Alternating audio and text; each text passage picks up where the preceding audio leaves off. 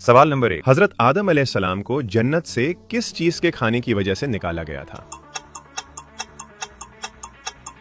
जवाब, ममनुआ दरख्त का फल।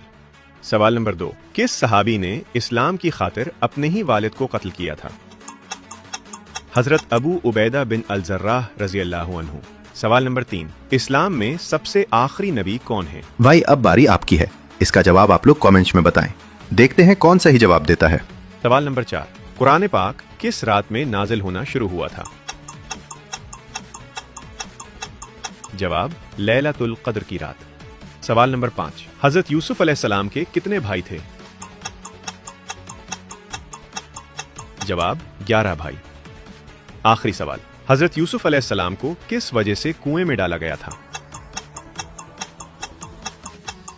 जवाब, भाइयों के हसद की वजह से। अगर आपने मेरे चैनल को अभी तक फॉलो नहीं किया है तो प्लीज फॉलो कर लें। आपका बहुत बहुत शुक्रिया। अल्लाह हाफिज।